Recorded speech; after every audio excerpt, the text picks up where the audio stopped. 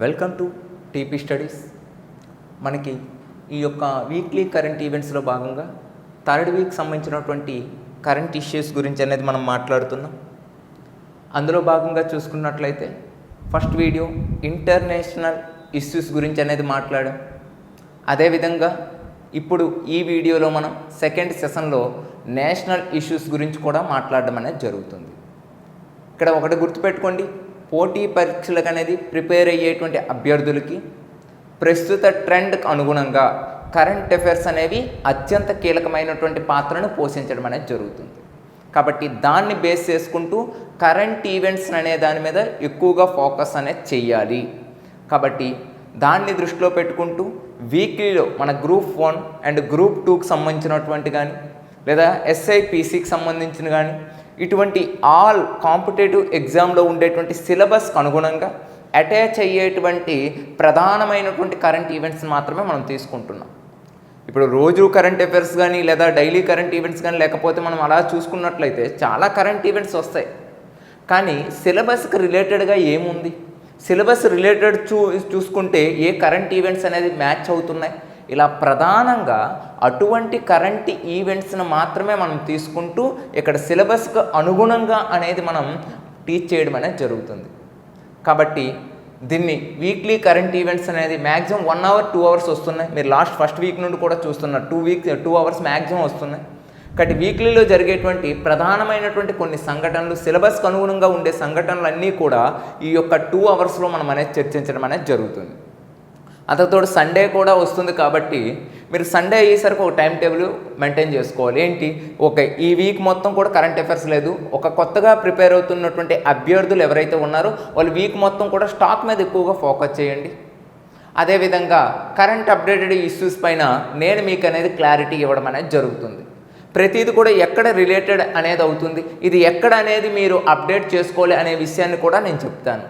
ఎందుకు అంటే current affairs అనేది మొట్టమొదటిసారిగా ఒక కొత్త అభ్యర్థి ప్రిపేర్ అయ్యేటప్పుడు ఆడు ఒక తెలియకపోయినటువంటి ఒక దానికి అనేది లోన్ కావడం అనేది జరుగుతుంది. ఒక ఆత్మన్యూన్యతాభావం, ఈ విషయం ఆల్రెడీ జరిగింది అంటే ఎక్కడ జరిగింది ఏంటని తెలియదు కొత్త అభ్యర్థులకి. అంటే ఇప్పుడే ప్రిపరేషన్ స్టార్ట్ చేసే వాళ్ళకి కానీ లేదా ప్రిపరేషన్లో కొంత పార్ట్ అనేది కంప్లీట్ చేసుకున్నప్పుడు కూడా కరెంట్ అఫైర్స్ మీద అవగాహన అనేది రావటం అనేది కొంచెం కీలకమైనటువంటి అంశాలు. కానీ ఒకటి గుర్తుపెట్టుకోండి, ఎగ్జామ్ పాయింట్ ఆఫ్ వ్యూ ఇది ఇంపార్టెంట్ అంటున్నాం కాబట్టి నేను మీకు హామీ ఇస్తున్న వీక్లీ కరెంట్ ఈవెంట్స్ అనేది ఖచ్చితంగా నేను చేస్తా. కాబట్టి కొత్తగా ఉండేటువంటి అభ్యర్థులను దృష్టిలో పెట్టుకొని నేను చేస్తున్నా. కాబట్టి కాస్త 1 year 2 years already experience candidates ఎవరైతే ఉంటారో వాళ్ళకి నా కరెంట్ ఈవెంట్స్ అనేది బోర్గా ఉండొచ్చు. ఎందుకంటే కాస్త స్లోగా వెళ్తున్నాం, ఇది ఎక్కడ లింకప్ చేయాలో చెప్తున్నాం, ఇది స్టాక్ డేటా చెప్పడం వల్ల వాళ్ళకి తెలిసిన విషయాలే ఉండొచ్చు మనకి. కాబట్టి కాస్త మీరు ఏం చేస్తారంటే కరెంట్ ఈవెంట్స్ మీద ఫోకస్ చేయండి. అదేవిధంగా మన టీపీ స్టడీస్ యాప్లో అనేది మనకి టోటల్గా ఏంటంటే కొన్ని ఎగ్జామ్స్కి సంబంధించినటువంటి మోడల్ క్వశ్చన్ పేపర్స్ అనేవి తయారు చేస్తున్నాం. ఎవరైనా ఎగ్జామ్స్ ప్రాక్టీస్ చేయాలనుకున్నా కాస్త మీరు ఆ ఎగ్జామ్స్ అనేది ప్రాక్టీస్ చేసుకోవాల్సిందిగా మా టీపీ స్టడీస్ మేనేజ్మెంట్ అనేది కోరుతుంది. ఓకే రైట్, ఇంకా క్లాస్లోకి వెళ్ళిపోదాం. ఈ సెషన్లో మనకి నేషనల్ ఇష్యూస్ గురించి అనేది మాట్లాడుతున్నాం. ఈ నేషనల్ ఇష్యూస్ అనే ప్రధానంగా చూసుకున్నట్లయితే ప్రధానంగా చూడండి, కొన్ని జాతీయ అంశాలనే మనకి వార్తల్లోకి వచ్చాయి. మనకి ఏంటి ఆ ప్రధానమైనటువంటి జాతీయ అంశాలంటే శత్రువుల యొక్క సింహ స్వప్నం అండ్ సైలెంట్ కిల్లర్గా పిలిచేటువంటి INS వాగ్షీర్ అనేటువంటి ఒక యుద్ధ నౌక అనేది రీసెంట్గా మనకి ఈ యొక్క మర్మగోవా అనేటువంటి ప్రాంతంలో అనేది జలప్రవేశం చేస్తూ వార్తల్లో ఉంది. కాబట్టి సైన్స్ అండ్ టెక్నాలజీకి సంబంధించి ఈ పాయింట్ అనేది లింకప్ చేసుకోవాలి మనం. ఇక సెకండ్ వన్ చూసుకున్నట్లయితే స్వదేశీ పరిజ్ఞానంతో తయారు చేసినటువంటి ఒక విమానం అనేది వార్తల్లోకి వచ్చింది. ఆ విమానం పేరు ఏంటంటే HAL DO-228.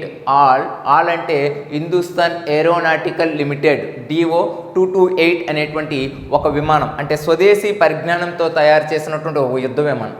మరి ఇప్పటి వరకు యుద్ధ విమానాలు లేవా అంటే ఉన్నాయి, సుకోయి యుద్ధ విమానాలు అనేవి ఉన్నాయి. కానీ రష్యా నుండి మనం దిగుమతి చేసుకుంటున్నాం. అదేవిధంగా చూసుకుంటే కొన్ని యుద్ధ విమానాలు అనేవి మనకి ఏంటంటే ఇతర దేశాల నుండి పొసిడాన్ 8A అనేది అమెరికా నుండి దిగుమతి చేసుకుంటున్నాం.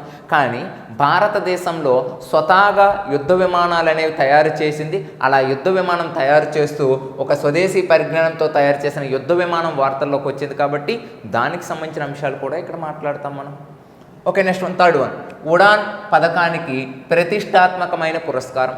యాక్చువల్గా కేంద్ర ప్రభుత్వం ప్రవేశపెట్టేటువంటి ఈ పథకాలకు అనేది కొన్ని ప్రతిష్టాత్మకమైనటువంటి అవార్డ్స్ అనేది ఇవ్వడం అనేది జరుగుతుంది. అందులో ప్రధానమంత్రి ఎక్సలెన్స్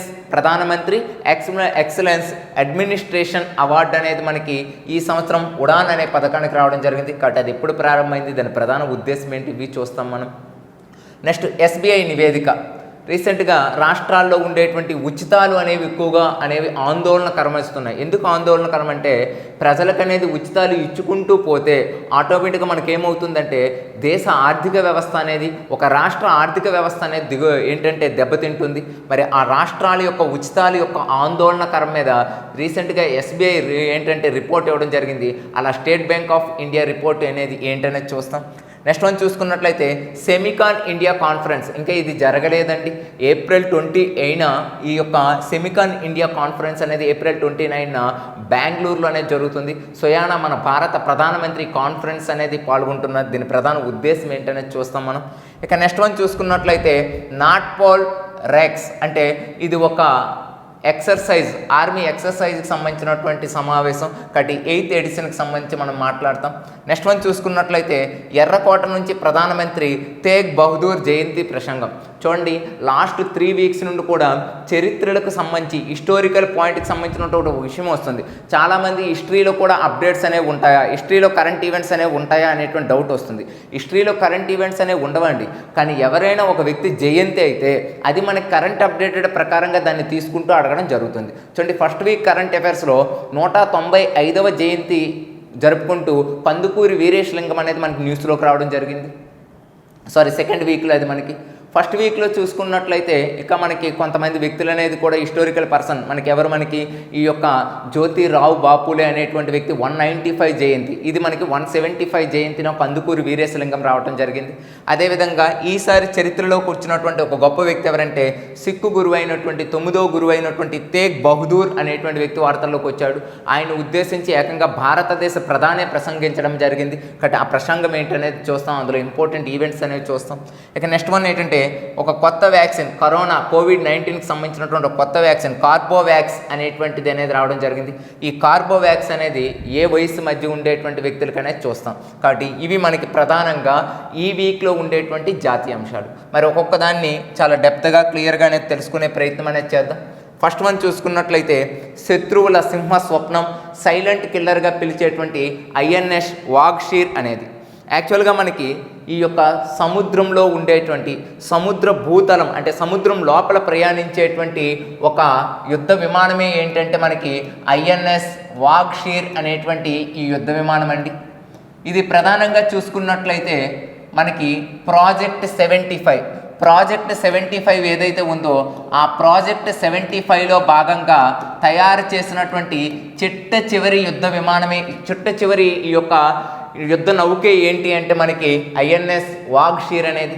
చూడండి, ఏ ప్రాజెక్ట్లో భాగంగా అంటున్నాం, ప్రాజెక్ట్ 75 అంటున్నాం. ఈ ప్రాజెక్ట్ 75లో ఇప్పటికే మనకి ఏంటంటే ఐఎన్ఎస్ కలహారి అనేటువంటి యుద్ధ నౌక, అదేవిధంగా ఐఎన్ఎస్ కలంజీ అనేటువంటి యుద్ధ నౌక, ఇదే యొక్క దాంట్లో ఐఎన్ఎస్ కాందేరి అనేటువంటి యుద్ధ నౌక, ఇటువంటి ప్రాజెక్ట్ 75లో భాగంగా అనేక యుద్ధ నౌకలు అనేవి చేస్తూ ఆటోమేటిక్గా భారతదేశం అనేది ఒక ముందడుగు వేసింది టెక్నాలజీలో. ఈ వీక్లో మనం చూసుకున్నట్లయితే ఐఎన్ఎస్ వాగ్షీర్ అనేటువంటి ఒక ప్రత్యేకమైనటువంటి యుద్ధ నౌక అనేది వార్తల్లోకి రావటం అనేది జరిగింది. మరి ఈ యుద్ధ నౌక ప్రత్యేకత అనేది ఉంది అంటున్నాం. మరి దీని యొక్క ప్రత్యేకత ఏంటి అంటే మనకి యాక్చువల్గా ఈ యుద్ధ నౌక అనేది ఇప్పుడు కొత్తగా మనకి ఏ యొక్క నౌకదళంలో ప్రవేశపెట్టాలనుకుంటున్నారంటే తూర్పు నౌకదళం ఏదైతే ఉందో, తూర్పు నౌకదళం హెడ్ క్వార్టర్ ఎక్కడ మనకి విశాఖపట్నం కదా. కాబట్టి తూర్పు నౌకదళంలో అనేది ఈ యుద్ధ నౌకను అనేది ప్రవేశపెట్టాలి అనేసి అనుకోవడం అనేది జరుగుతుంది. మరి ఈ యుద్ధానికి ఉండేటువంటి ప్రత్యేకతలు ఏంటి, ఈ యొక్క యుద్ధ నౌకు ఉండేటువంటి ప్రత్యేకతలు ఏంటంటే, ఒకటి చూడండి, సముద్ర తలం ఏదైతే ఉందో ఆ సముద్ర తలంలో 350 కిలోమీటర్ల లోతు నుండి అనేది పోవడం అనేది జరుగుతుందండి. ఇదే దీని యొక్క ప్రత్యేకత. అంటే ఇప్పటి వరకు మనం చాలా సబ్మెరీన్స్ అనేవి చూసామండి. చాలా సబ్మెరీన్స్ అనేవి ఇప్పుడు కూడా వైజాగ్లో కానీ ఎక్కడ కానీ సబ్మెరీన్స్ అనేవి ఉంటాయి. ఎందుకంటే శత్రువులు అనేది సముద్ర ప్రాంతంలో అనేది ఎదుర్కోవటం కోసం ఉన్నటువంటి ఒక యుద్ధ నౌకలే ఏంటంటే ఇటువంటి యుద్ధ నౌకలు, కలంజీ కానీ ఈ యొక్క మనకి కాంజీర్ కానీ ఇలాంటి యుద్ధ నౌకలు. కానీ సముద్ర తలంలో 350 కిలోమీటర్ల లోతులో ప్రయాణించేటువంటి ఏకైక యుద్ధ నౌక ఏదంటే మనకి ఈ యొక్క వాగ్షీర్ అనేటువంటి యుద్ధ నౌక అనేది ప్రయాణం చేయడం అనేది జరుగుతుంది.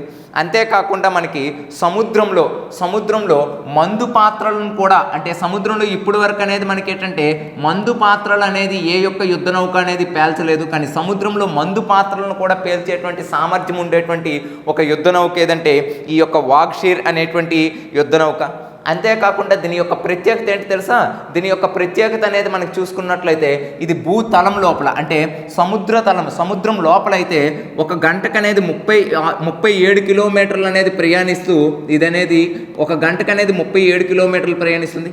అదేవిధంగా సముద్ర ఉపరితలం మీద అయితే దీని యొక్క వేగం ఎలా ఉంటుందంటే 20 కిలోమీటర్ పర్ అవర్ వేగంతో అనేది ప్రయాణించడం జరుగుతుంది. అంటే ఒక గంటకి సముద్ర ఉపరితలం మీద అయితే 20 కిలోమీటర్లు, సముద్రం లోతుల్లో అయితే 37 కిలోమీటర్లు అనేది ఇది పనిచేయడం అనేది జరుగుతుంది. అంతేకాకుండా మరొక అత్యంత ఇంపార్టెంట్ ఏంటంటే మనకి ఇది 50 రోజులు అనేది నిర్విరామంగా అనేది పనిచేసేటువంటి ఒక యుద్ధ నౌక అండి. కాబట్టి ఈ యుద్ధ నౌక యొక్క ప్రత్యేకతలు గుర్తుపెట్టుకోండి. ఇటీవల కాలంలో మనకి జల ప్రవేశం చేసినటువంటి యుద్ధ నౌక ఏది అంటే ఐఎన్ఎస్ వాగ్షీర్ అనేది. ఇది రీసెంట్గా ఏ నౌకదళానికి ఇంకా అప్పచెప్పాలనుకుంటున్నారంటే తూర్పు నౌకదళానికి. అదేవిధంగా దీని యొక్క ప్రత్యేకతలు ఏంటంటే సముద్ర భూతలం లోపల 350 కిలోమీటర్ల లోతులో, అంటే సబ్మెరీన్ ఎప్పుడు కూడా చూడండి పైన అనేది ఉంటుంది, మనకు లోతుల్లో ఉంటుంది. కాబట్టి సముద్ర తలంలో 350 కిలోమీటర్ల లోతులో అనేది మనకి వెళ్తుంది. నెక్స్ట్ మందు పాత్రలు అనేది కూడా పేల్చే సామర్థ్యం కలిగినటువంటి యుద్ధ నౌక. 37 కిలోమీటర్ల పవర్ వేగంతో లోతులో అయితే, అదే ఉపరితలంలో అయితే 20 కిలోమీటర్ పర్ అవర్. అదేవిధంగా 50 రోజులు ఏదైనా ఒక దేశంతో యుద్ధం అనేది వచ్చినట్లయితే 50 రోజులు నిర్వీరమంగా పనిచేసేటువంటి ఏకైక యుద్ధ నౌక ఏదంటే వాగ్షీర్. మరి దీన్ని ఏమంటున్నాం? శత్రువుల సింహ స్వప్నం మరియు సైలెంట్ కిల్లర్ అనేటువంటి ఒక ప్రత్యేకమైనటువంటి నేమ్స్ అనేది ఇవ్వడం జరిగింది. ఇప్పుడు వరకు ఐఎన్ఎస్కి సంబంధించినటువంటి ఏ యుద్ధ నౌక కూడా సైలెంట్ కిల్లర్గా అనేది పిలవలేదు. మరి దీన్ని ఎందుకు అనేది సైలెంట్ కిల్లర్గా అనేది పిలవడం అనేది జరుగుతుంది అనేది చూడడం అనేది జరుగుతుంది. ఎందుకు ఇది సైలెంట్ కిల్లర్గా పిలుస్తున్నామంటే ఒకటి గుర్తుపెట్టుకోండి, ఇది ఏదైతే మనకి సైలెంట్ కిల్లర్గా పిలుస్తున్నటువంటి ఈ వాగ్షీర్ అనేటువంటి నౌక అనేది ఉన్నదో ఇదనేది ఏంటంటే శబ్దం లేకుండా అనేది ప్రయాణం చేయడం అనేది జరుగుతుందండి. అంటే ఇది వస్తుంది అనే విషయం కూడా ఎటువంటి శత్రువులకు కూడా మనకు తెలియదు. కాబట్టి శబ్దం లేకుండా అనేది ప్రయాణించడం వల్ల దీన్ని సైలెంట్ కిల్లర్ అని పిలవడం జరుగుతుంది. అంతేకాదండి, ఈ యొక్క యుద్ధ నౌకకు ఉండేటువంటి స్టెల్త్ అనేటువంటి ఒక టెక్నాలజీ అనేది ఉంది. ఈ స్టెల్త్ యొక్క టెక్నాలజీ యొక్క ప్రధాన ఉద్దేశం ఏంటంటే ఈ యొక్క ఏ దేశం యొక్క రాడర్లను కూడా మనకేంటంటే ఇది అనేది కనిపెట్టి బేసిక్గా రాడర్ మీకు ఐడియా ఉంటుంది. రాడర్ అంటే ఏంటి? ఏదైనా దేశానికి సంబంధించి ఏదైనా ఒక యుద్ధ నౌక వస్తుందంటే ముందుగానే పసిగట్టేటువంటి సామర్థ్యం అనేది రాడర్కి అనేది ఉంటుంది. అంతే కదా, మనకి ఫిజిక్స్లో నేర్చుకుంటాం. అటువంటి రాడర్లకు కూడా ఈ యుద్ధ నౌక అనేది దొరకదండి. అంటే ఎవరైనా శత్రు దేశం మీదకి అనేది ఈ నౌక అనేది వెళ్ళేటప్పుడు ఆ శత్రు దేశం అనేది రాడర్ల ద్వారా చూసి యుద్ధ నౌక వస్తుందో రాదో అనేసి ఒకసారి చూసుకుంటే అటువంటి శత్రువులకు కూడా దొరకదు. అంటే రాడర్కి కూడా మిస్ అయ్యి రాడర్కి కూడా కనిపించకుండా శత్రువుల్ని అంతం చేసేటువంటి ఒక యుద్ధ నౌక ఏది అంటే మనకి ఈ ఐఎన్ఎస్ వాగ్షీర్ అనేటువంటి నౌక. అంతేకాకుండా దీని యొక్క ప్రత్యేకత ఏంటంటే అంటే సముద్రంలో ఎటువంటి వాతావరణ పరిస్థితులు ఉన్నా ఆ వాతావరణ పరిస్థితుల్ని తట్టుకుంటూ నిలబడేటువంటి ఒక యుద్ధ నౌక ఏంటి అంటే మనకి ఐఎన్ఎస్ వాగ్షీర్ అనేది. కాబట్టి దీన్ని ఎందుకు సైలెంట్ కిల్లర్గా పిలుస్తున్నామంటే మొదటిది ఏంటంటే మనకి శబ్దం లేకుండా ప్రయాణిస్తుంది. ఇక సెకండ్ వన్ చూసుకున్నట్లయితే ఈ యొక్క రాడర్లకు అనేది అంతుగా, అంటే రాడర్ల సహాయంతో, అంటే రాడర్లకు కూడా అంతు చెక్కకుండా శత్రువులను అనేది అంతం చేస్తుంది. అదేవిధంగా చూసుకుంటే ఎటువంటి వాతావరణ పరిస్థితుల్లోనైనా నిర్విరామంగా ఒక 50 రోజుల పాటు అనేది ఈ వాగ్షీర్ అనేది తమ యొక్క సేవలను అందించేటువంటి సామర్థ్యం కలిగి ఉన్నది అని గుర్తుపెట్టుకోవాలి. మీరు గాజీ సినిమా చూసే ఉంటారండి. ఈ గాజీ సినిమాలో మీకు ఏంటంటే టోటల్గా మనకి పాకిస్తాన్కి 1971లో యుద్ధం అనేది ఓన్లీ ఏంటి ఈ వాటర్ వేవ్ మీద అవుతుంది, అంటే సముద్ర భూతలంలోనే అవుతుంది. అలాంటప్పుడు మన ఘాజీ అనేది ఈ యొక్క సబ్మెరైన్, పాకిస్తాన్ యొక్క సబ్మెరైన్ ఏ విధంగా ఎదుర్కొందని అక్కడ క్లియర్గా చూపిస్తారు. అలాంటి ఆ మూవీలో ఉండేటువంటి ఒక సబ్మెరైనే మీరు వాక్షీర్ లాంటి సబ్మెరైన్ అనేది చూసుకుంటే మీకు కాస్త ఐడియా అనేది రావడం అనేది జరుగుతుంది. ఇప్పుడు మూవీ చూడకపోయినా నాటే ప్రాబ్లం అండి, కాన్సెప్ట్ వినండి. ఓకే రైట్, ఇది మనకి ఏంటంటే శత్రువుల సింహ స్వప్నం, సైలెంట్ కిల్లర్గా పిలిచేటువంటి ఐఎన్ఎస్ వాక్షీర్ అనేటువంటిది మనకి ఈ యొక్క వార్తల్లోకి రావడం జరిగింది. ఇక నెక్స్ట్ కరెంట్ ఈవెంట్ నేషనల్ ఇష్యూస్లో చూసుకున్నట్లయితే స్వదేశీ పరిజ్ఞానంతో తయారు చేసినటువంటి ఒక విమానం అనేది వార్తల్లోకి వచ్చింది. మళ్ళా సైన్స్ అండ్ టెక్నాలజీకి సంబంధించినటువంటి విషయం ఇది మనకి. ఈ యొక్క సైన్స్ అండ్ టెక్నాలజీకి సంబంధించినటువంటి విషయంలో ఆ యుద్ధ విమానం పేరు ఏంటంటే హాల్ DO 228.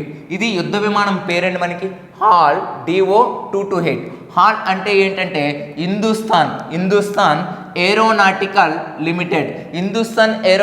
లిమిటెడ్ ఏదైతే ఉందో ఈ యొక్క హిందుస్థాన్ ఏరోనాటికల్ లిమిటెడ్ వారు సొంతంగా అంటే స్వదేశీ పరిజ్ఞానంతో అంటే సొంతంగా తయారు చేసినటువంటి ఒక యుద్ధ విమానమే ఏంటంటే ఈ హాల్ DO 228 అనేది. అయితే రీసెంట్గా ఇదేం చేశారు, అస్సాం మరియు అరుణాచల్ ప్రదేశ్లో ఈ యొక్క యుద్ధ విమానాన్ని ట్రైల్ వేయడం అనేది జరిగింది. కాబట్టి ఎవరు ఈ ట్రైల్ని ప్రారంభించిన వ్యక్తి ఎవరంటే మనకి కేంద్ర పౌర శాఖ మంత్రిగా ఉండేటువంటి వ్యక్తి ఎవరు, మనకి జ్యోతిరాజ్ సింగ్ అనేటువంటి వ్యక్తి ఉన్నారు కదా. ఆ జ్యోతిరాజ్ సింగ్ అనేది ఈ యొక్క స్వదేశీ పరిజ్ఞానంతో తయారు చేసినటువంటి ఈ విమానాన్ని ప్రారంభించడం అనేది జరిగింది. ఇప్పుడు ఇది స్వదేశంలో అంటే సేవలు అనేది అందివ్వడం అనేది జరుగుతుంది.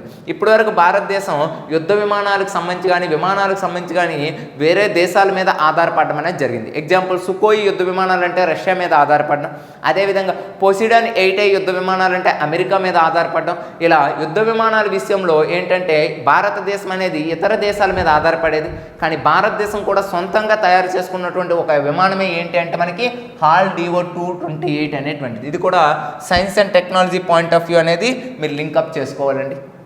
నెక్స్ట్ వన్ ఏంటంటే అత్యంత ఇంపార్టెంట్ అయినటువంటి ఒక పథకం మనకి వార్తల్లోకి రావడం జరిగింది. ఫస్ట్ ఆ పథకం ఏంటంటే ఉడాన్ అనేటువంటి పథకం.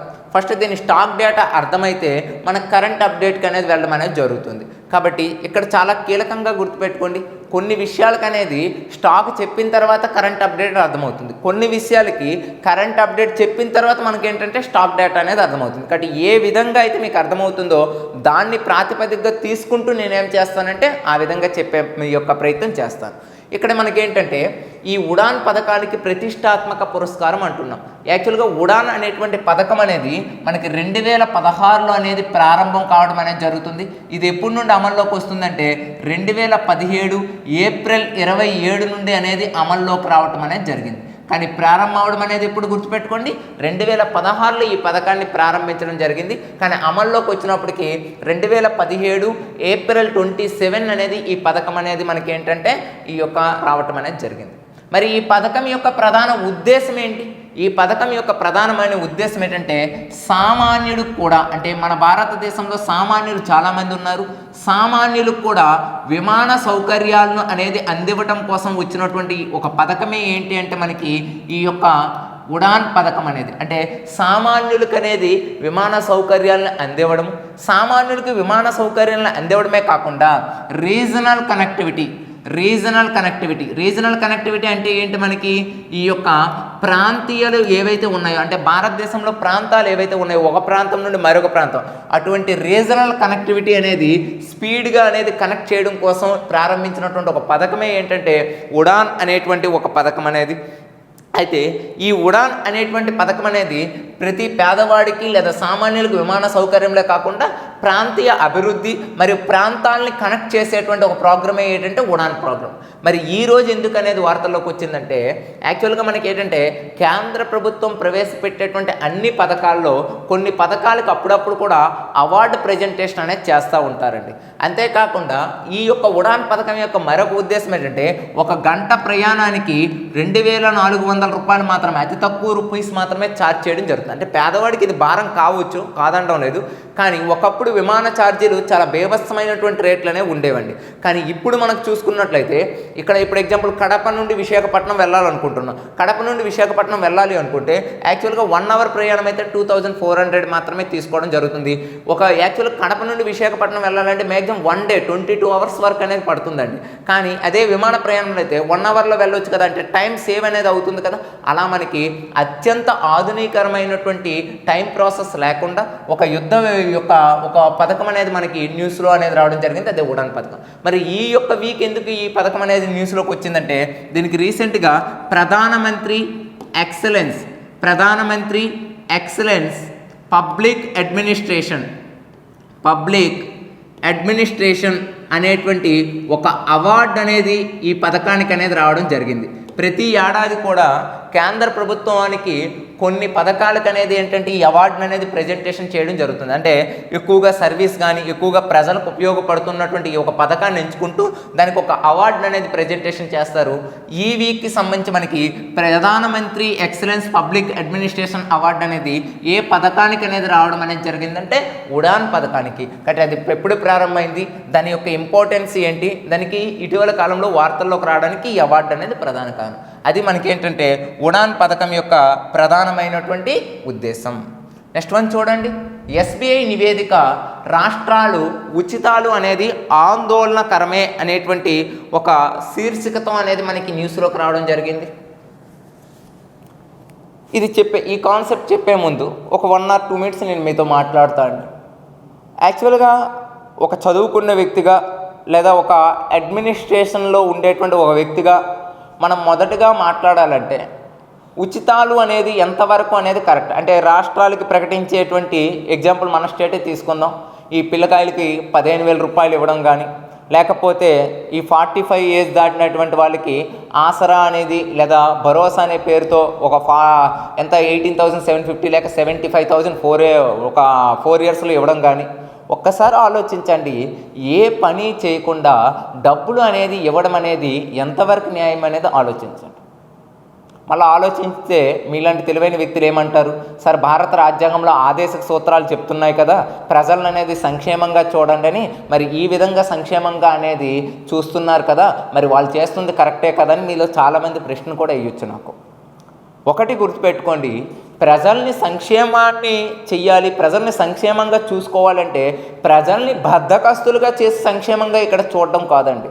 ప్రజలకు అనేది పని కల్పించి ఆ ఉపాధిని కల్పించి ఆ ఉపాధి ద్వారా ప్రజలను అనేది బద్ధకస్తుల్ని కాకుండా పనిగా అంటే ఉత్పత్తిని అనేది చేస్తూ వాళ్ళకి అనేది డబ్బులు అనేది ఇవ్వడం అనేది ఒక తెలివైనటువంటి రాష్ట్రాలు, తెలివైనటువంటి దేశం యొక్క ప్రక్రియ. అటువంటి ఉచితాలు ప్రకటించే కదండి ఈరోజు వెనిజులా అనేటువంటి కంట్రీ అనేది టోటల్గా కొలాప్స్ అయిపోయింది మనకి. అటువంటి ఉచితాలు ప్రకటించేటువంటిదే కదా జింబాబ్వే అనేది. అంటే ప్రపంచ దేశాలను కూడా చూసి మనం ఏం నేర్చుకోమండి. ప్రపంచ దేశాల వరకు అవసరం లేదు. ఈరోజు మనకి కరెంట్ లైవ్లో ఉండేటువంటిది శ్రీలంక సంక్షోభం అండి.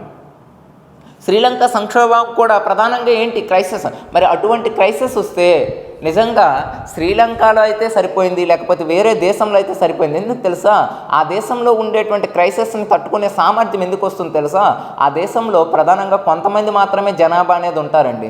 శ్రీలంక జనాభా తిప్పి కొడితే మన ఉత్తరప్రదేశ్లో ఉండేంత జనాభా కూడా ఉండరు.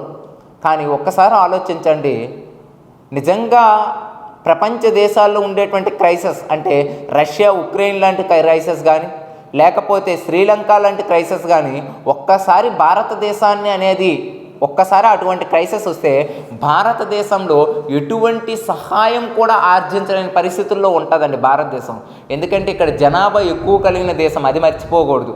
అదేవిధంగా భారతదేశం అనేది చూసుకున్నట్లయితే ఒకప్పుడు సంస్కృతి సాంప్రదాయాల విషయంలో కానీ ఇప్పుడు సంస్కృతి సాంప్రదాయంలో చాలా మార్పులు అనేవి వచ్చాయి ప్రపంచంలో. కాబట్టి ఇటువంటి దృష్ట్యా ఎవరి యొక్క సహాయాన్ని కూడా అందించి ఆశించే పొజిషన్లో మనం ఉన్నప్పుడు కూడా మనల్ని సహాయం చేయడానికి ఒక చైనాయో అమెరికా అనేది వచ్చినా కూడా మన సహాయాన్ని అనేది మనకి ఇచ్చినా కూడా మనం అనేది ఏం చేయలేం. ఈరోజు భారత ప్రభుత్వం అనేది మన భారత ప్రభుత్వం పక్కన పెట్టండి, ఆంధ్రప్రదేశ్ ప్రభుత్వం అనేది ఒక్కొక్క పిల్లోడి మీద 65,000 రూపాయలు అనేది ఖర్చు పెడుతుందండి. 65,000 రూపీస్ ఖర్చు పెడుతుంది ఒక పిల్లోడి మీద. ఒక స్కూల్కి, ఒక కాలేజ్కి వెళ్ళేటువంటి ఒక పిల్లోడి మీద 65,000 రూపాయలు అనేది ఖర్చు పెడుతుంది. మరి వాళ్ళకి ఎంతవరకు నాణ్యమైన విద్య అనేది వస్తుంది ఒకసారి ఆలోచించండి.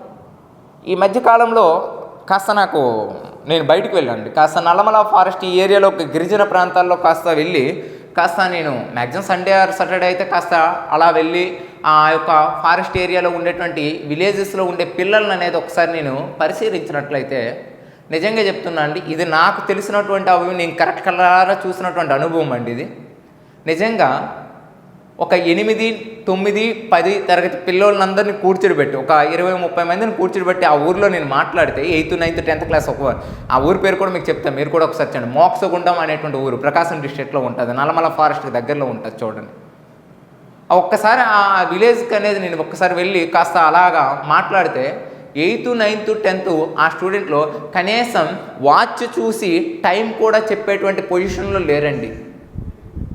అంటే ప్రజలకి ఎటువంటి విద్య అనేది ఇస్తుంది? ఒక పిల్లోడి మీద 65,000 రూపాయలు ఖర్చు పెడుతున్నటువంటి ప్రభుత్వం ప్రజలకి నిజంగా, ఆ విద్యార్థులకు నిజంగా నాణ్యమైన విద్యార్థిని ఇస్తుందా అనేది ఒక్కసారి మన అంతరాత్మకు మనం అనేది ప్రశ్నించుకోవాలి. మరి ఇదన్నీ ఎందుకు చెప్తున్నాం సార్, ఈ కథ మీకు ఎందుకు క్లాస్కి రండి అంటే వస్తానండి, తప్పలేదు. కానీ ఒకసారి ఆలోచించండి, ఎటువంటి ఉచితాల వల్ల కూడా ప్రయోజనాలు అనేవి ఉండవు. ఇది ఒక ఆర్థిక సంక్షోభానికి అనేది దారితీస్తుంది. నేను చదువుకున్న మేధావిలా మాట్లాడడం లేదు, చాలామంది మేధావులు చెప్పిన విషయాన్ని నేను చెప్తున్నానని గుర్తుపెట్టుకోవాలి. Okay, right.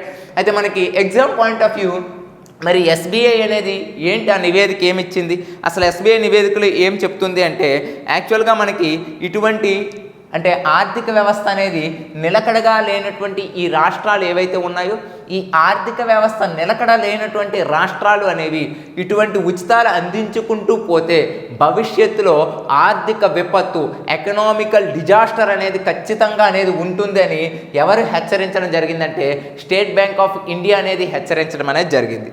మరి ఇది దేన్ని బేస్ చేసుకొని అనేది హెచ్చరించడం జరిగిందంటే అందులో ప్రధానమైన అంశం చూసండి, 2021 అండ్ 22 ఇయర్ని అనేది బేస్ చేసుకుంటూ, అంటే 2021-22 సంవత్సరాన్ని అనేది బేస్ చేసుకుంటూ ఏదైనా ఒక రాష్ట్రం యొక్క ద్రవ్య లోటు అనేది ఎంత ఉండాలంటే 4% అనేది ఉండాలి. ఏదైనా ఒక రాష్ట్రం యొక్క ద్రవ్య లోటు అనేది అంటే ఫిజికల్ డిఫిసిట్ అనేది అంటాం కదా, ఈ ఫిజికల్ డిఫిసిట్ అనేది మనకు చూసుకున్నట్లయితే ఎంత ఉండాలి అంటే ఈ ఫిజికల్ డిఫిసిట్ అనేది మనకి 4% ఉండాలి. కానీ భారతదేశంలో టోటల్గా ఒక 18 రాష్ట్రాలు అనేవి చూసుకున్నట్లయితే కరెక్ట్గా ఈ 4%కి దగ్గరలో ఉన్నాయి. అలాంటివి ఎన్ని రాష్ట్రాలు అంటే 18 రాష్ట్రాలు అనేవి 4%కి దగ్గరగా ఉన్నాయి. మరొక అద్భుతమైన విషయం ఏంటో తెలుసా, మరో 6 రాష్ట్రాలు ఈ 4% కూడా అతిక్రమించాయి. అంటే టోటల్గా ఎటువంటి ఆర్థిక సహాయాన్ని కూడా కేంద్రం నుండి కానీ లేదా ఇతర దేశాల నుండి కూడా ఆశించలేని పొజిషన్లో 6 రాష్ట్రాలు ఉన్నాయి. ఎందుకంటే ఏదైనా ఒక దేశం కానీ లేదా కేంద్ర ప్రభుత్వం కానీ అప్పిచ్చేటప్పుడు ఆ యొక్క రాష్ట్రం యొక్క ఫిజికల్ డిఫిసిట్ అనేది బేస్ చేసుకుంటూ అప్పు ఇవ్వడం జరుగుతుంది. అలా భారతదేశంలో 6 రాష్ట్రాలు ఏమయ్యాయి అంటే 4% యొక్క ఫిజికల్ డిఫిసిట్ అనేది దాటి వెళ్ళిపోవడం జరిగింది. 4% అనేది 18 రాష్ట్రాల దగ్గరగా ఉన్నాయి. ఈ 6 రాష్ట్రాల్లో ఆంధ్రప్రదేశ్ ప్రభుత్వం కూడా ఉండడం అనేది ఒక విచిత్రమైనటువంటి సంఘటనకు అనేది దారి తీసింది. కాబట్టి ఈ నివేదిక మనం చెప్పలేదండి, స్టేట్ బ్యాంక్ ఆఫ్ ఇండియా అనేది మనకి ఇవ్వడం అనేది జరిగింది. స్టేట్ బ్యాంక్ ఆఫ్ ఇండియా ఎప్పుడు ఏర్పడింది చెప్పండి? 1955వ సంవత్సరంలో ఏర్పడిందని గుర్తుపెట్టుకోవాలి. స్టేట్ బ్యాంక్ ఆఫ్ ఇండియా యొక్క ఓల్డ్ నేమ్ ఏంటి మనకి? ఇంపీరియల్ బ్యాంక్ అని పిలవడం జరుగుతుంది. ఈ ఇంపీరియల్ బ్యాంక్ అనే పేరుతో ఎప్పుడు ఏర్పడింది అంటే మనకి ఈ యొక్క 1921 ఇయర్లో అనేది ఏర్పడడం జరిగింది. అలా 1921 ఇయర్లో ఇంపీరియల్ బ్యాంకే మనకి 1955లో స్టేట్ బ్యాంక్ ఆఫ్ ఇండియాగా ఏర్పడింది. మరి ఇది ఎలా ఏర్పడింది? ఇంపీరియల్ బ్యాంక్ ఎలా ఏర్పడింది అంటే యాక్చువల్గా బ్రిటిష్ వారు భారతదేశానికి వచ్చే సందర్భంలో 18th సెంచరీలో అంటే 1806, 1840, 1843 ఈ 3 సంవత్సరాల్లో భారతదేశంలో కొన్ని కీలకమైనటువంటి బ్యాంక్స్ అనేది ఏర్పాటు చేశారు. అదే presidents bank of the Calcutta, president bank of Madras, president bank of Mumbai. అలా 18th సెంచరీలో ఏర్పాటు చేసిన ఈ 3 బ్యాంకులను కూడా 1921లో మెర్జ్ చేయడం జరిగింది. మెర్జ్ చేసి ఈ 3 ప్రెసిడెన్సీ బ్యాంకులన్నీ కూడా ఏ బ్యాంక్ కంటే ఇంపీరియల్ బ్యాంక్గా 1921లో ఏర్పాటు చేశారు. అదే మనకి 1955లో ఏంటంటే ఎస్బీఐగా మారడం అనేది జరిగింది. ఇక్కడ గుర్తుపెట్టుకోండి, ప్రజలకి వాటాలను అంటే ప్రజలకు అనేది షేర్స్ను జారీ చేసిన ఏకైక బ్యాంక్ ఏది అంటే మనకి స్టేట్ బ్యాంక్ ఆఫ్ ఇండియా. ఇప్పటివరకు ఏ బ్యాంక్ కూడా మనకు ప్రజలకు షేర్స్ అనేది జారీ చేయలేదు, కాబట్టి అందులో ఒక ప్రత్యేకత అనేది ఎస్బీఐకి ఉంది. మరి ఈరోజు ఎస్బీఐ ఎందుకు న్యూస్లోకి వచ్చిందంటే 2021-22కి సంబంధించి రాష్ట్రాల యొక్క ఫిస్కల్ డిఫిసిట్ అనేది అత్యంత భయంకరంగా ఉంది. ఇదే విధంగా అనేది కొనసాగితే ఎకనామికల్ డిజాస్టర్స్ అనేవి వస్తాయని ఒక ప్రత్యేకమైనటువంటి అంచనా వేస్తూ మనకనేది ఈ ఎస్బీఐ అనేది న్యూస్లోకి రావడం అనేది జరిగింది. నెక్స్ట్ వన్ చూసుకున్నట్లయితే మనకి సెమికాన్ ఇండియా కాన్ఫరెన్స్ అనేది యాక్చువల్గా సెమీ కండక్టర్స్ అంటారండి, మీరు పేరు వినే ఉంటారు. ఇప్పుడు దాని గురించి అవసరం లేదు మనకి. సెమీ కండక్టర్స్ అనేది ఎక్కువగా ఎక్కడ మనకి ఐటీ సొల్యూషన్లో ఎక్కువగా యూజ్ చేస్తూ ఉంటారండి. అటువంటి సెమీ కండక్టర్కి సంబంధించి ప్రధానంగా మనకి ఒక మీటింగ్ అనేది, ఒక కాన్ఫరెన్స్ అనేది జరగబోతుంది. ఎప్పుడు అంటే ఏప్రిల్ 29వ తేదీన, అంటే మనకి మరలా నెక్స్ట్ వీక్ న్యూస్లో కూడా ఇది రావడం అనేది జరుగుతుందని మీకే తెలుస్తుంది. సెమీ కండక్టర్ మీటింగ్ అనేది మొట్టమొదటిసారిగా అనేది జరుగుతుంది. కాబట్టి ఎప్పుడు జరుగుతుందంటే ఏప్రిల్ 29. ఎక్కడ జరుగుతుంది అనేది గుర్తుపెట్టుకోండి, బెంగళూరులో అనేది ఈ మీటింగ్ అనేది జరుగుతుంది. బెంగళూరు అంటే మనకేంటి, కర్ణాటక స్టేట్లో అనేది ఈ మీటింగ్ అనేది జరుగుతుంది. దీనికి స్వయాన మన భారత ప్రధానమంత్రి అనేది ఏంటంటే ఈ మీటింగ్ కాన్ఫరెన్స్లో అనేది పాల్గొంటున్నారు. అదేవిధంగా ఈ కాన్ఫరెన్స్ యొక్క థీమ్ అనేది గుర్తుపెట్టుకోండి, ఇది చాలా ఇంపార్టెంట్ మనకి. ఈ కాన్ఫరెన్స్ యొక్క థీమ్ ఏంటి అంటే మనకి డిజైన్ అండ్ మ్యానుఫ్యాక్చరింగ్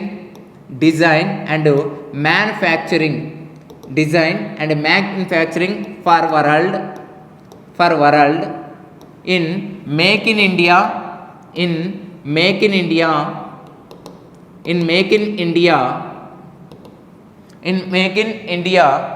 ఈ యొక్క make in India semi conductor అనేది దీని యొక్క థీమ్. అంటే ఏంటి, డిజైన్ అండ్ మ్యానుఫ్యాక్చరింగ్, డిజైన్ చేయండి అండ్ మ్యానుఫ్యాక్చరింగ్ ఉత్పత్తి చేయండి సెమీ కండక్టర్. దేనికోసం అంట, ఫర్ వరల్డ్ అంటే ప్రపంచం కోసం భారతదేశంలో డిజైన్ చేయండి, మ్యానుఫ్యాక్చర్ చేయండి.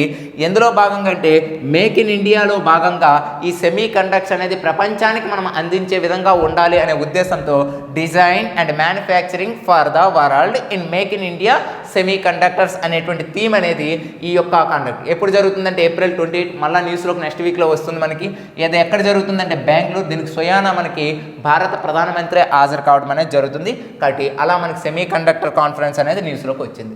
నెక్స్ట్ చూడండి, not pole rex 8th edition అనేది మనకు వచ్చిందండి న్యూస్లోకి. ఇక్కడ చూడండి, నాట్ పోల్ అంటే అర్థం చేసుకోండి. మనకి నాట్ పోల్ అంటే ఏంటి అంటే మనకి నేషనల్ అదేవిధంగా పొల్యూషన్ అదేవిధంగా రిడక్షన్ అంటే నేషనల్ అంటే జాతీయ పరంగా ఏదైతే మనకి పొల్యూషన్ అనేది ఉంటుందో, ఈ జాతీయ పరంగా అనేటువంటి పొల్యూషన్ అంటే సముద్ర ప్రాంతాల్లో ఉండేటువంటి పొల్యూషన్ అనేది ఉంటుంది కదా, ఆ పొల్యూషన్ అంటే నేషనల్ పొల్యూషన్. ఇక్కడ NAT అంటే మనకి ఏమొస్తుందంటే నేషనల్ వస్తుంది, POL అంటే ఏమొస్తుందంటే పొల్యూషన్ అనేది రావడం అనేది జరుగుతుందండి. అలా నేషనల్ పొల్యూషన్ రెస్పాన్స్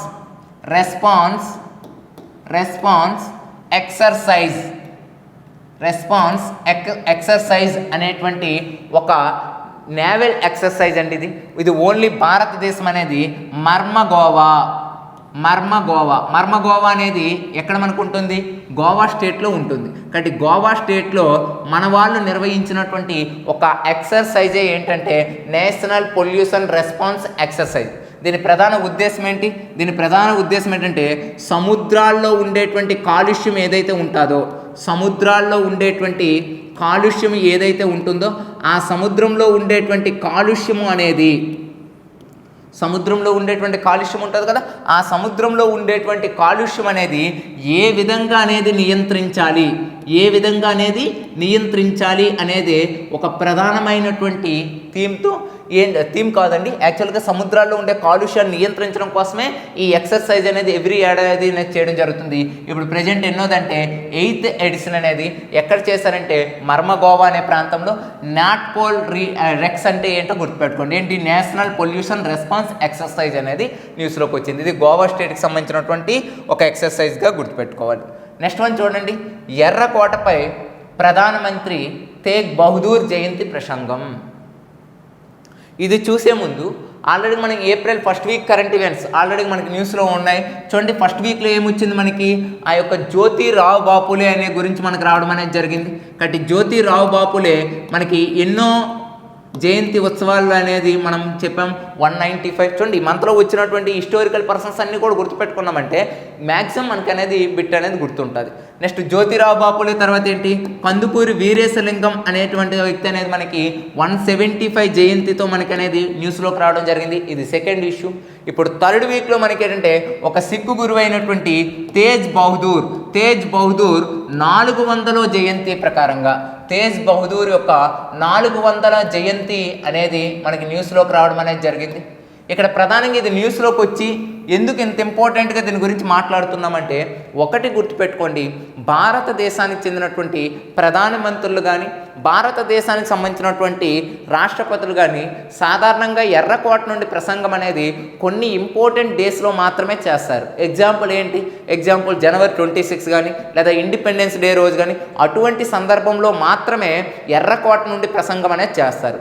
కానీ ఇక్కడ ప్రత్యేకత ఏంటంటే, ఈ యొక్క తేగ్ బహదూర్ జయంతిని ఒక అంటే తేగ్ బహదూర్ యొక్క జయంతిని అనేది పురస్కరించుకుంటూ మన యొక్క ప్రధాని మోడీ అనేది ఎర్రకోట నుండి అనేది ప్రసంగం అనేది చేయడం అనేది జరిగిందండి. మరి ఇంత గొప్ప వ్యక్తి ఎందుకు అసలు ఈయన యొక్క ప్రత్యేకత ఏంటంటే, యాక్చువల్గా మనకి ఎంతమంది సిక్కు గురువులు అనే వాళ్ళు ఉంటారండి, 10 మంది సిక్కు గురువులు అనే వాళ్ళు ఉంటారు. ఈ 10 మంది సిక్కు గురువుల్లో ఈయన 9వ వ్యక్తి ఎవరు అంటే మనకి తేగ్ బహదూర్ అనేటువంటి వ్యక్తి. అసలు ఈయన ప్రత్యేకత ఏంటంటే, యాక్చువల్గా ఆయన టైం పీరియడ్ 1621 నుండి 1675 మధ్య అనేది ఈయన టైం పీరియడ్ ఉంటుంది. ఈయన టైం పీరియడ్లోనే భారతదేశంలో ఎవరు పరిపాలిస్తూ ఉంటారంటే మొఘల్స్ అనేది పరిపాలించడం అనేది జరుగుతుంది. మొఘల్స్లో ప్రత్యేకంగా ఈయన టైం పీరియడ్లో ఎవరంటే ఔరంగజేబు అనేటువంటి వ్యక్తి అనేది పరిపాలించడం అనేది జరుగుతుంది భారతదేశంలో. ఈ ఔరంగజేబు కాలంలో అత్యంత మతహింస అనేది ఉండేదండి. మతహింస అంటే ఏంటి, యాక్చువల్గా మొఘల్స్ అంటేనే మనకి ఏ మతస్థులు, ముస్లిం మతస్థులు కదా. ఈ ముస్లిం మతస్థులకు అనేది కన్వర్టింగ్ అనేటువంటి అంటే ముస్లింలకు అంటే హిందువులు అనేది ముస్లింలోకి అనేది కన్వర్ట్ అవ్వాలనేటువంటి ఒక ప్రత్యేకమైనటువంటి సిద్ధాంతంతో మతహింసలకు అనేది ఎక్కువగా పాల్పడడం అనేది జరిగింది మొఘల్స్ పరిపాలనలో, ఔరంగజేబు పరిపాలనలో. ఇటువంటి సందర్భంలో ఔరంగజేబుకు వ్యతిరేకంగా పోరాడినటువంటి ఒక సిక్కు గురువే ఎవరు అంటే మనకి తేగ్ బహదూర్ అనేటువంటి వ్యక్తి. ఒక సిక్కు గురువే ఎవరంటే మనకి తేగ్ బహదూర్ అనేటువంటి వ్యక్తి. మరి ఇటువంటి వ్యక్తి అనేది ఏంటంటే మత హింసలు, మత వేధింపులు, ప్రజలు ఎదుర్కొనేటువంటి ఏదైతే హింస ఉందో అటువంటి హింసలో ప్రజల తరపున మత హింసకు వ్యతిరేకంగా పోరాడినటువంటి ఆ రోజుల్లో ఉండే ఒక ఆశా కిరణమే మనకి ఎవరంటే తేగ్ బహదూర్ అనేటువంటి వ్యక్తి. మరి అలా ఎప్పుడు పోరాటం చేశారు, 1665వ సంవత్సరం ఈ మధ్యలో అనేది పోరాటం చేయడం అనేది జరిగింది తేగ్ బహదూర్ అనేటువంటి వ్యక్తి. ఎప్పుడైతే తేగ్ బహదూర్ అనేది పోరాటం చేశారో ఆటోమేటిక్గా ఎవరికి ఎగనెస్ట్ అయిపోతారు, ఔరంగజేబుకి అనేది ఎగనెస్ట్ అయిపోవడం అనేది జరుగుతుంది. అప్పుడు ఔరంగజేబు ఏమని ఆదేశిస్తాడంటే ఆ తేగ్ బహదూర్ని అనేది ఉరి తీసేయండి అనేసి ఎర్రకోట నుండి అనేది ఆదేశించడం జరుగుతుంది. అంటే ఆ ఎర్రకోట నుండి ఎవరు ఆదేశిస్తాడు, ఔరంగజేబు. కాబట్టి అటువంటి ఒక మహోన్నతమైనటువంటి వ్యక్తి, మత హింసకు వ్యతిరేకంగా ఉండేటువంటి వ్యక్తి, ప్రజల యొక్క శాంతిని కోరుకునేటువంటి ఒక గొప్ప వ్యక్తి ఎవరంటే మనకి ఈ తేగ్ బహదూర్. అందుకే ఈ తేగ్ బహదూర్ యొక్క 400వ జయంతి వేడుకలు అనేవి ప్రధానంగా మనకి ఏంటంటే ఎర్రకోట నుండి ఈయన్ని ఉద్దేశించి అనేది ప్రసంగించడం అనేది జరిగింది. చరిత్రలో వచ్చేటువంటి జ్యోతిరావు బాపులే, కందుకూరి వీరేశలింగం, తేగ్ బహదూర్ ఈ మూడు కూడా ఈ వీక్ సంబంధించినటువంటి న్యూస్లో అత్యంత ఇంపార్టెంట్ ఏంటంటే మనకి తేగ్ బహదూర్ గురించి. కాబట్టి ఎన్నో జయంతి అంటే ఇది 400వ జయంతి. ఎన్నో సిక్కు గురువు 9. ఈయన యొక్క టైం పీరియడ్ గుర్తుపెట్టుకోండి. ఔరంగజేబు ఎందుకు ఈయన అణిచివేశాడు, ఈయన ఎందుకు పోరాటం చేశాడు అనే విషయాలను గుర్తుపెట్టుకుంటే ఆటోమేటిక్గా అనేది మనకి ఇది గుర్తుంటుంది. ఒకటి గుర్తుపెట్టుకోండి, కొత్త అభ్యర్థులు చదవడానికి ప్రధానంగా క్లాసెస్ వినడానికి కారణం ఏంటంటే ఆల్రెడీగా 2 ఇయర్స్ అనేది దాంట్లో 3 ఇయర్స్ నుండి చదువుతున్న వ్యక్తులతో సరిసమానంగా వెళ్ళిపోతారండి. ఎందుకంటే కొత్త అభ్యర్థులకి పుస్తకాల మీద అవగాహన ఉండాలి అంటే ఖచ్చితంగా బ్యాక్గ్రౌండ్ అనేది తెలియాలి. కాబట్టి అటువంటి బ్యాక్గ్రౌండ్ ఇన్ఫర్మేషన్ కోసమే మ్యాక్సిమం మనకు క్లాసెస్ అనేవి అవసరం అవుతాయి. ఎప్పుడైతే అభ్యర్థికి బ్యాక్గ్రౌండ్ మీద ఇంట్రెస్ట్ అనేది ఉంటుందో, బ్యాక్గ్రౌండ్ అనేది ఎప్పుడైతే ఇంట్రెస్ట్ ఉంటుందో ఆటోమేటిక్గా అభ్యర్థికి అనేది ఆ విషయం పైన అవగాహన ఏర్పడుతుంది. ఆటోమేటిక్గా మర్చిపోరు. చాలామంది చాలామంది మర్చిపోతున్నామంట. మర్చిపోతామండి. ఎర్రకోట నుండి ప్రధానమంత్రి తేగ్ బహదూర్ జయంతి, ఇది 400వ జయంతి, ఈ 400 జయంతి ఎవరైనా మర్చిపోతారండి. మీరే కాదు, నేనైనా మర్చిపోతా. కానీ అసలు తేగ్ బహదూర్ ఎవరు? ఒక సిక్కు గురువు. ఈయన చరిత్రలో వస్తాడు. ఈ తేగ్ బహదూర్ అనేటువంటి వ్యక్తి హింసకు వ్యతిరేకంగా, ప్రజల యొక్క మత హింసకు వ్యతిరేకంగా పోరాటం చేశాడు. ఎవరి కాలంలో ఎవరికి వ్యతిరేకంగా? మొఘల్స్కి. ఇలా బ్యాక్గ్రౌండ్ ఇన్ఫర్మేషన్ అనేది తెలుసుకుంటుంటే ఆటోమేటిక్గా తేగ్ బహదూర్ ఎన్నో జయంతి ఇప్పుడు సందర్భంగా మన వాళ్ళు ఎర్రకోట నుండి ప్రసంగించారు మోడీ అంటే ఆటోమేటిక్ 400 అనేసి ఆటోమేటిక్ గుర్తుంటుంది. బ్యాక్గ్రౌండ్ అనేది. కాబట్టి అందుకే ప్రతి సిలబస్ని కూడా బ్యాక్గ్రౌండ్కి ఇంపార్టెన్స్ ఇస్తూ క్లాసెస్ అనేవి మీరు నేర్చుకుంటేనే కాంపిటేటివ్ ఎగ్జామ్లో ముందు ఉండడం అనేది జరుగుతుంది. ఓకేనండి, రైట్. నెక్స్ట్ వన్ చూసుకున్నట్లయితే కార్బోవాక్స్ అనేటువంటి ఒక వ్యాక్సిన్ అనేది మనకు న్యూస్లోకి వచ్చిందండి. కార్బోవాక్స్ అనేటువంటి ప్రధానమైనటువంటి వ్యాక్సిన్ ఏంటంటే 5 సంవత్సరాల నుండి 12 సంవత్సరాల వయసు ఉండేటువంటి వ్యక్తులకు అనేది లేదా పిల్లలకి ఇచ్చేటువంటి వ్యాక్సిన్ ఏంటంటే కార్బోవాక్స్ అనేటువంటిది. ఈ కార్బోవాక్స్ అనేది చిన్నపిల్లలకి ఇచ్చేటువంటి ఒక కరోనా నియంత్రణ అనేటువంటి ఒక వ్యాక్సినేషన్. ఈ యొక్క వ్యాక్సినేషన్ ప్రధానంగా మనకి న్యూస్లో అనేది రావడం జరిగింది. ఇది తయారు చేసినటువంటి సంస్థ ఏదంటే మనకి బయోలాజికల్ అనేటువంటి సంస్థ అండి. బయోలాజికల్ అనేటువంటి ఒక సంస్థ అనేది తయారు చేయడం అనేది జరిగింది. దీనికి అనేది ఇండియాలో ఉండేటువంటి డ్రగ్ కంట్రోల్ ఆఫ్ జనరల్ అనేది అనుమతి ఇవ్వడం అనేది జరిగింది. దీనికి ఎవరంటే DCGI అంటే భారతదేశంలో ఏ వ్యాక్సిన్స్ కానీ ఏ మందులకు కానీ అనుమతి ఇచ్చేటువంటి సంస్థ ఏదంటే DCCI అంటే ఏంటి? Drug control general of India అనేసి అంటాం మనం. ఈ drug control of general of India అనేటువంటి సంస్థ రీసెంట్గా మనకి కార్బోవాక్స్కి అనేది అనుమతి ఇవ్వడం జరిగింది. ఎప్పుడైతే అనుమతి ఇచ్చిందో వ్యాక్సినేషన్ అనేది ఉంటుంది. చూడండి, ప్రపంచ దేశాల్లో ఇప్పుడు ఆల్రెడీ 4th వేవ్ అనేది స్టార్ట్ అయిందండి. కాబట్టి ప్రపంచంలోనే కాకుండా భారతదేశంలో కూడా ఎఫెక్ట్ అనేది ఉంటుంది. కాబట్టి corona vaccines booster dose already మనం వేసుకున్నాం కదా. అలాగే చిన్నపిల్లలకు కూడా మనకి ఏంటంటే ఈ యొక్క 5 to 12 years మధ్య కార్బోవాక్స్ అనేది ఒకటి మనకి న్యూస్లోకి అనేది రావడం అనేది జరిగింది. ఇది మనకి ఈ యొక్క నేషనల్ ఇష్యూస్కి సంబంధించినటువంటి అత్యంత ఇంపార్టెంట్ అయినటువంటి విషయాలు మనకి. చూడండి, నేషనల్ ఇష్యూస్లో మనం అనేది ఏమేమి చెప్పుకున్నాం అనేది చూసుకున్నట్లయితే ప్రధానంగా నేషనల్ ఇష్యూస్ అనేవి చూసుకున్నట్లయితే ఈ యొక్క 8 విషయాల గురించి అనేది మాట్లాడుకున్నాం. ఒకటి మనకి ఏంటంటే శత్రువుల సింహ స్వప్నం సైలెంట్ కిల్లర్, స్వదేశీ పరిజ్ఞానంతో తయారు చేసిన విమానం, ఉడాన్ పథకం, SBI నివేదిక, సెమీ కండక్టర్, నాట్పోల్, అదేవిధంగా ఎర్రకోట నుండి తేగ్ బహదూర్ ప్రసంగం, కార్బోవాక్స్. ఇవనేవి మనకి ఈ వీక్లో ఉండేటువంటి నేషనల్ ఇష్యూస్లో మాట్లాడుకోవడం అనేది జరిగింది. చూడండి, పర్టికులర్గా వాళ్ళు చెప్పారు మనకి ఎగ్జామ్లో పర్టికులర్గా మీరు మొదటి పేపర్ తీసుకున్నట్లయితే సిలబస్లో అంతర్జాతీయ జాతీయ అంశాలు అనేది ఒకటి ఇచ్చారు. నెక్స్ట్ వన్ ఏంటి? రీజనల్ ఇష్యూస్ అనేది ఫోకస్ చేస్తూ ఇంపార్టెంట్ ఈవెంట్స్ అనేది ఫోకస్ చేయండి అని 2 కరెంట్ ఈవెంట్స్ని బేస్ చేసుకుంటూ ఇవ్వడం అనేది జరిగింది. ఓకేనా, రైట్. నెక్స్ట్ వీడియో మళ్ళీ మనకి state issues and important dates ఏవైనా ఉంటే మనం చూడడం అనేది జరుగుతుందండి. Thank you.